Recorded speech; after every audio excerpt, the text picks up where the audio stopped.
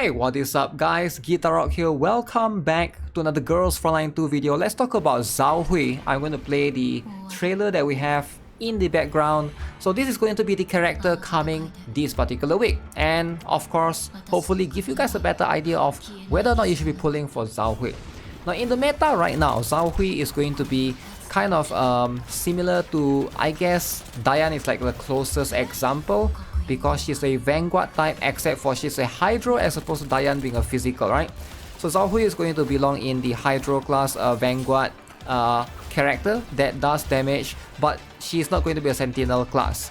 Now she is going to be an SMG character, and where she excels on, or what she basically does, is she has the ability to basically move around the map, extremely mobile, right? If you are looking for a character that can basically just jump across the map, just do a little bit of, you know, ninja stuff here and there, then she's going to be pretty cool in that aspect. Now, do you need Zhaohui as a whole? The answer is pretty much, I think for most players the answer is no, but it's going to be depend on what you are looking for in your roster right now. So after Zhaohui, we are not aware of which character is going to come. Alright, there's no roadmap. And you guys know by now we can't really base off CN because they are going to theirs is going to be completely different, right? So right now some speculation leads to Springfield, some are going to say Andoris. So regardless, those characters are going to be much more useful. If it is going to be Springfield that's coming next, then it's really better to wait for Springfield in that particular case, right? I do think Zhaohui is a very good looking character, however, and I'm still thinking if I want to pull one copy myself.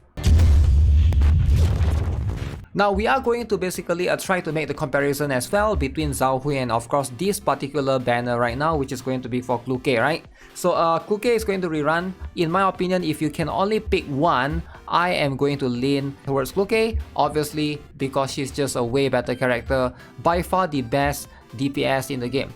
So let's first talk about Zhaohui's kit overall and give you guys a better perspective as well, because I think a lot of players are kind of curious why is Zhaohui good or bad, or where she shines as a whole, right? So let's first talk about the Shadow Strike, which is a passive.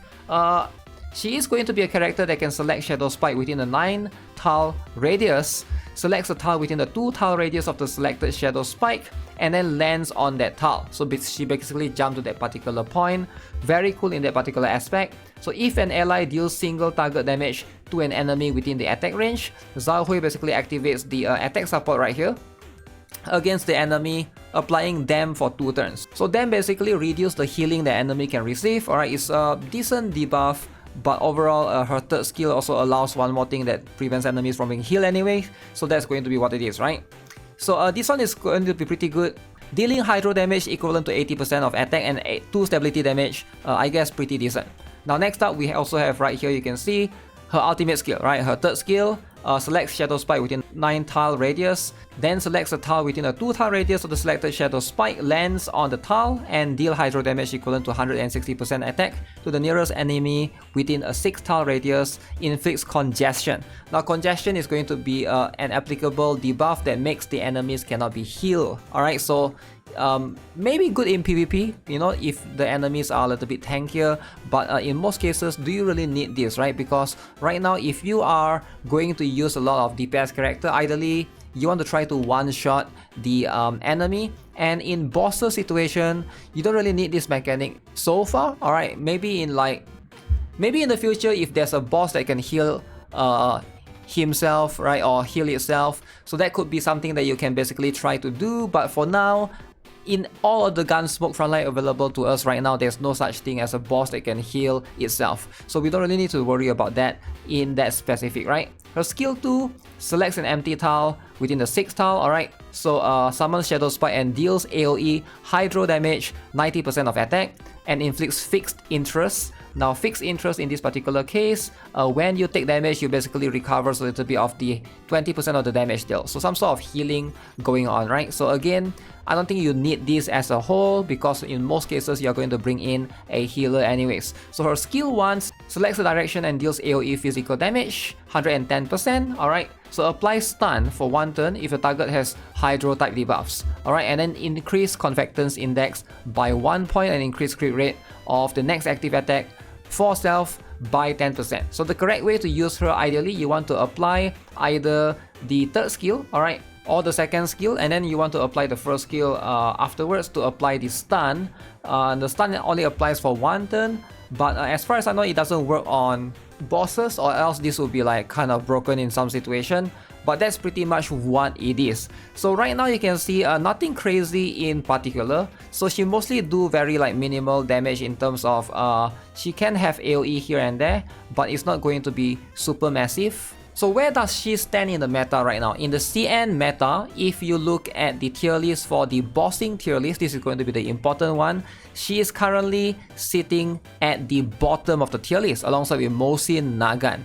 Now that is going to be a little bit unfortunate. Now keep in mind that, you know, there's still potential for her later on because she can still receive buffs via the like special key whatsoever. But for now, this is going to be what it is. Zhaohui is not that sought after. Even in Hydro team, there's just way better substitute. Nikita is going to be the one that you want, basically alongside with Springfield if you're looking to build a Hydro team. You don't really need her as a whole. And her weapon, it is going to be decent. She is going to give you damage here, critical damage against Hydro related debuffs, but in most cases you don't really need the I guess if you're pulling her, you're trying to maximize the damage, you can get the weapon.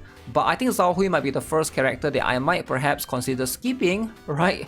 Actually, that was a lie, I did skip Dushevnaya as well, so that's going to be a little bit unfortunate. Now for those of you who are thinking to pull and you are looking into pulling for Klukai, my advice is get Klukai. She's going to be the better one. Now if you have already obtained Klukai, right? Now this is going to be the very important one. Once you have obtained Klukai V0, should you get Klukai to V3? Now that depends on you, right? I think a lot of players, whether or not you need Klukai V0 or V3 is going to depend on your account.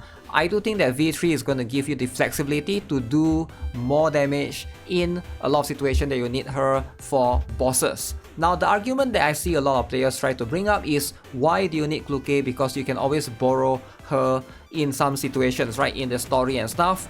And my argument for that is, yes, while you can, you know, if you're playing campaign, you can basically try to borrow your friend's Klukai, right? If you go to the campaign, now for those of you who are not aware, you can see right now above my head, there's this button called the support button. You click on this, so now you can use your friend's characters. Very cool. It's nice to be able to take advantage of that, you know, to be able to borrow your friend's units. But in most situations where you need Klukai, it's not going to be in story, unfortunately, right? So that's going to be what it is. A lot of players are going to struggle in this particular area called the expansion drill. This is going to be something that resets every single week. Now, you cannot borrow characters right here. This is going to be the one that you want to do. I haven't done my expansion drill for this week yet, so you cannot borrow characters right here, sadly. So this is going to be something that if you are looking to pull for Klukai, I feel like for me, Klukai carried me in this particular stage. It does make my life easier. Now, do you absolutely need her?